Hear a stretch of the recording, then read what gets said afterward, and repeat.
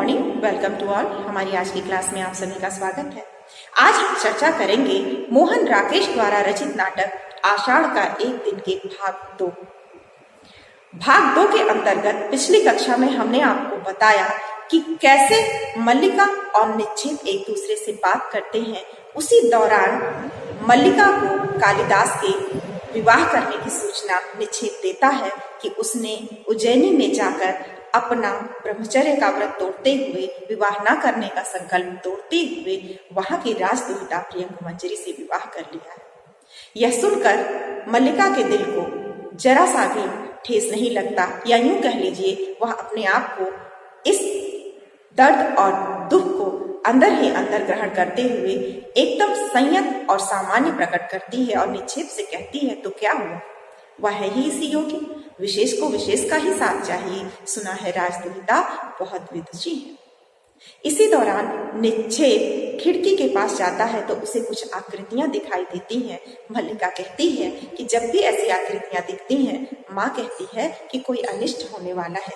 पिछली बार भी जब कालिदास के लिए संदेश आया था, राजकर्मी आए थे, तब भी माँ को ऐसा ही संदेह हुआ है। वह हंसने लगती है और निक्षेप कहता है कि इसमें गलत क्या है, अनिष्ट तो हुआ ही। मल्लिका कुछ नहीं कहती, वह कहती है अनिष्ट कैसा, जो हुआ अच्छा हुआ। इसी दौरान निक्षेप को एक और आकृति दिखती है और वह कहता है कि कोई और इसे पहचाने न पहचाने, मैं पहचानता हूँ, यह राजकीय वेशभूषा में स्वयं कालिदास है। और वह उत्तेजित सा उसके घर से चला जाता है। मल्लिका हतप्रभ रह जाती है, खिड़की के पास जाती है और मन ही मन सोचती है कि क्या सचमुच कालिदास आए हैं। वह ऐसा विचार कर ही रही होती है कि तब तक उसके घर में रंगिनी और संगिनी नाम की दो युवतियां प्रवेश करती हैं। वे दोनों ही युवतियां उज्जैनी की नाट्यशाला में, वहां की रंगशाला में शिक्षा ग्रहण कर रही हैं। उनमें से दोनों एक दूसरे का परिचय देते हुए कहती हैं, संगिनी कहती है, मैं पहले अपना परिचय दे दूं, यह है, और पहले मैं परिचय दे दूं, यह है रंगिणी, उज्जैनी के नाट्य केंद्र में नृत्य का अभ्यास करती है, नाटक लिखने में भी इसकी रुचि है। फिर संगिनी कहती है और रंगिणी कहती है, और यह है संगिनी, उसी केंद्र में मृदंग और वीणा वादन सीखती है, बहुत सुंदर प्रणय गीत लिखती है, अब गद्य की ओर आ रही है। इस प्रकार दोनों एक दूसरे का परिचय देती हैं। संगिनी वहां के केंद्र में मृदंग और वीणा वादन सीखती है, जबकि रंगिणी वहां नृत्य कला सीखती है। इस प्रकार दोनों युवतियां एक दूसरे का परिचय देती हैं, मल्लिका से वार्तालाप का प्रयास करती हैं और मल्लिका से पूछती हैं कि वहां की स्थानीय भाषा और स्थानीय शब्द क्या क्या है, क्योंकि हम यहाँ ग्राम परिवेश में घूमने और ग्रामीण संस्कृति का अध्ययन करने आए हैं। इसी दौरान प्रियंगुमंजरी के दो विशेष सेवक, दो इंजीनियर, स्थापत्य कला के विशेषज्ञ वहां आते हैं, जिनका नाम अनुस्वार और अनुनासिक। वे दोनों मल्लिका से पूछे बिना, मल्लिका संकोच की स्थिति में खड़ी है और मल्लिका से पूछे बिना अपने मन से उस घर की रूपरेखा को परिवर्तित करने का प्रयास करते हैं कि राजकुमारी यहाँ बैठेंगी, राजकुमारी यहाँ बैठेंगी, और मल्लिका से कुछ कहे बिना ही वह अपना अपना तर्क एक दूसरे को देते हैं। जब कोई निर्धारण नहीं हो पाता है, तब वहां मातुल का प्रवेश होता है। मातुल प्रवेश करने के बाद प्रियंगुमंजरी के आने की सूचना देता है। मातुल के सूचना देने के बाद मातुल भी अनुस्वार और अनुनासिक के साथ बाहर चला जाता है। आइए इसके आगे देखते हैं कि प्रियंगुमंजरी के आने के बाद दोनों में क्या वार्तालाप होती है। जब प्रियंगुमंजरी अंदर आती है तो बड़ी ही शालीनता का परिचय देती है और कहती है कि आर्य मातुल, आप मेरे बैठने उठने की चिंता ना करें, आप जाकर विश्राम करें और मेरी चिंता बिल्कुल भी छोड़ दें। आर्य मातुल उसकी प्रशंसा करते हुए वहां से चला जाता है कि अच्छे कुल का यही परिचय है कि वे अपने कुल के वैभव का दर्प प्रस्तुत नहीं करते, बल्कि शालीनता का परिचय करते हैं। इस प्रकार मामा मातुल चला जाता है और प्रियंगु मंजरी मल्लिका के पास रुक जाती है। मल्लिका का कक्ष वैसा ही है जैसा कि हम पिछले कक्षा में वर्णन कर चुके हैं।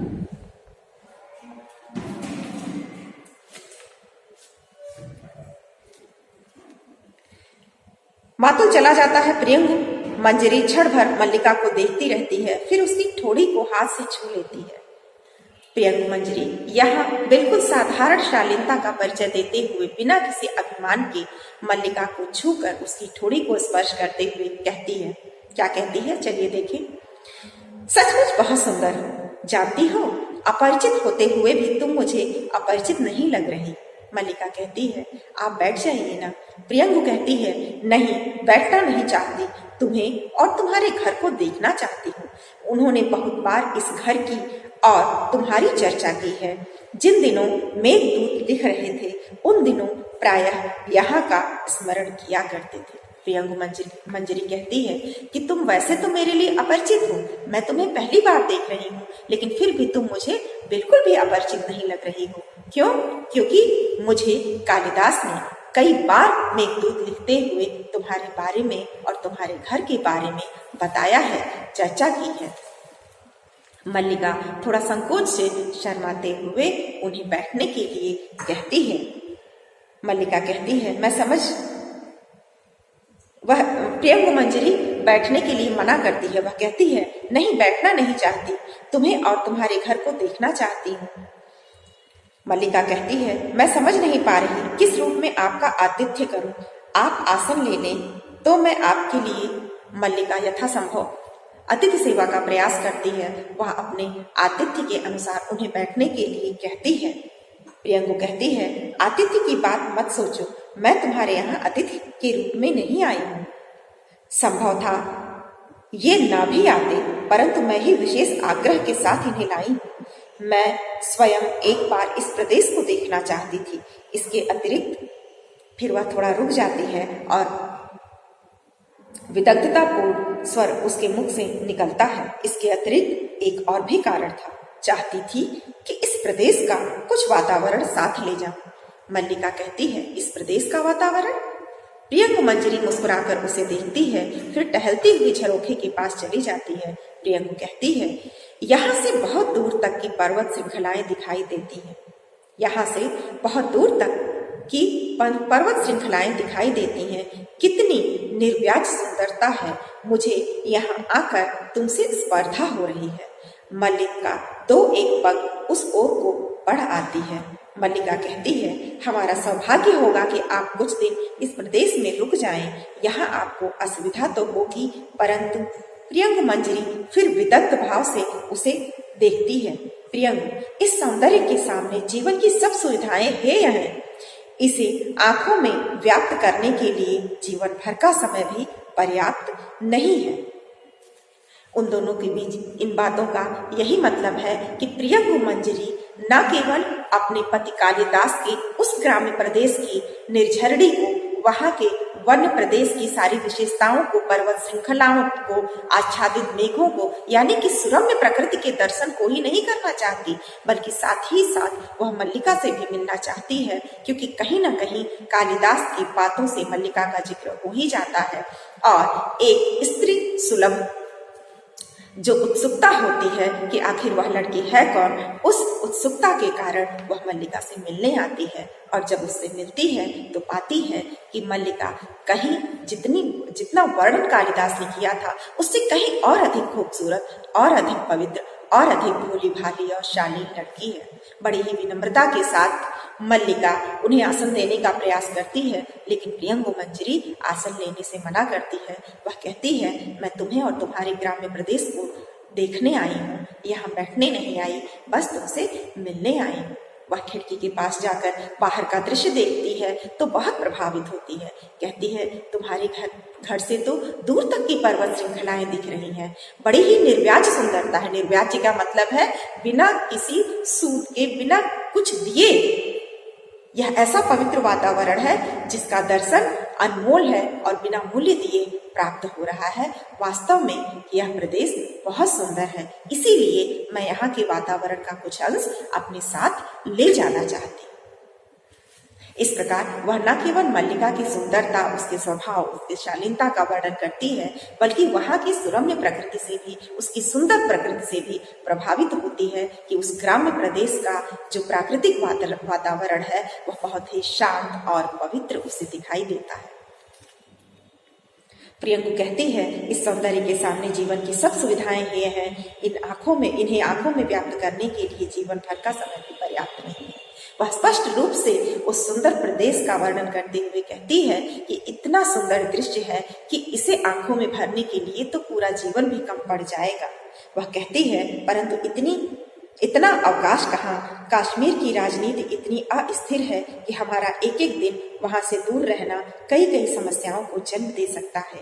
एक प्रदेश का शासन बहुत बड़ा उत्तरदायित्व है हम पर, तो और भी बड़ा उत्तरदायित्व है क्योंकि कश्मीर की स्थिति इस समय बहुत संकटपूर्ण है। यूं यहाँ के सौंदर्य की ही इतनी चर्चा है, परंतु हमें उसे देखने का अवकाश कहाँ रहेगा। प्रियंकु मंजरी बड़ी ही विदग्धतापूर्ण बातों से, विदग्धतापूर्ण यानी कि चूंकि वह विदुषी है, उसको ज्ञान है, तो बातों ही बातों में वह अपना ज्ञान और अपनी बात मल्लिका के सामने रख रही है कि अब कालिदास पिछले कालिदास नहीं है जिन्हें तुम जानती हो, अब वो मेरे पति हैं। उन्होंने बहुत से ग्रंथों की न केवल रचना की है बल्कि कश्मीर प्रांत के अधिपति भी हैं।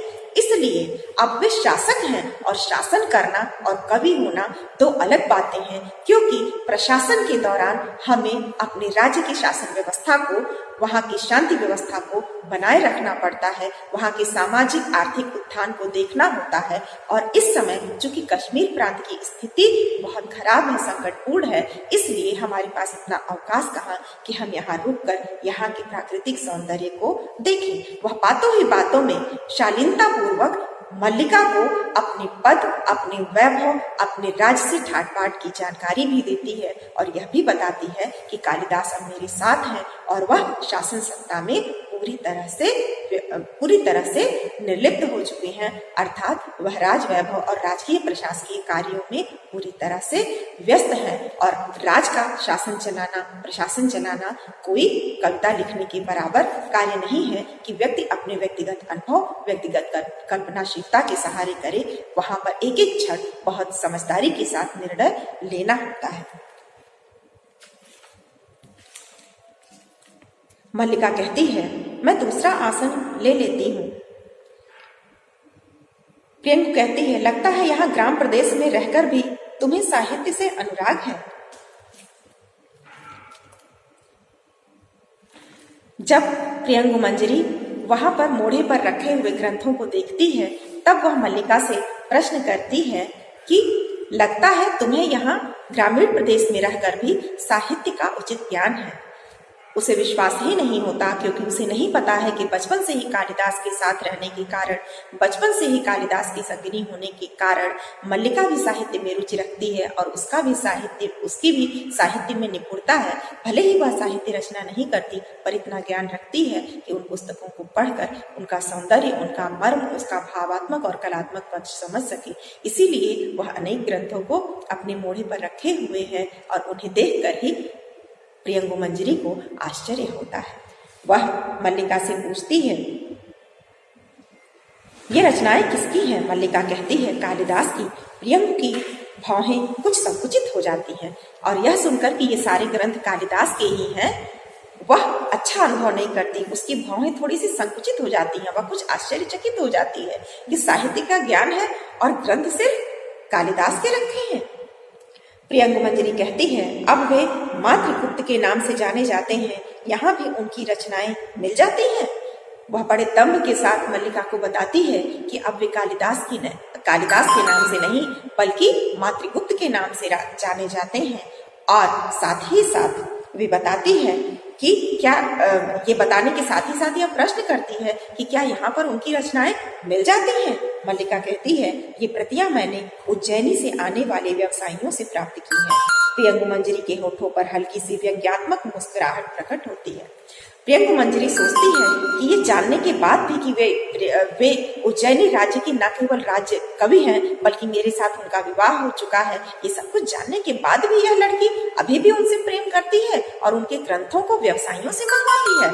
उसे थोड़ा सा आश्चर्य होता है और वह बड़ी व्यंग्यात्मक दृष्टि से देखती है। प्रियंका कहती है, मैं समझ सकती हूँ, उनसे जान चुकी हूँ कि तुम बचपन से उनकी संगिनी रही हो। उनकी रचनाओं के प्रति तुम्हारा मोह स्वाभाविक है। और कुछ सोचती हुई ऊपर छत की ओर देखने लगती है। प्रियंका मंजरी बड़ी ही हतप्रभ स्थिति में है। वह सोचती है कि क्या यह जानने के बाद भी कि वे विवाहित हो चुके हैं और उन्हें राजपद प्राप्त हो चुका है, शासकीय पद प्राप्त हो चुका है, कश्मीर प्रांत के अधिपति हो चुके हैं, उसके बाद भी यह आज भी उनसे इतना प्रेम करती है, और वह भी आत्मिक प्रेम बिना किसी स्वार्थ के, कि अभी भी उनके ग्रंथों को मंगवाकर पढ़ती है, जबकि घर के हालात ऐसे नहीं हैं कि ये माना जा सके कि उज्जैनी से आने वाले व्यापारियों से विशेष अनुरोध करके व्यक्तिगत रूप से वे कालिदास के ग्रंथों की प्रतियां मंगवाए। उसके बावजूद अपने प्रेम के कारण कहीं न कहीं से व्यवस्था करके उसने कालिदास के सारे ग्रंथ रखे हैं। वह इसी भावना में डूबते हुए, कुछ विचार करते हुए छत को देखने लगती है। आगे उन दोनों में क्या बातें होती हैं, इसकी चर्चा हम अगले भाग में करेंगे। तब तक प्रतीक्षा कीजिए।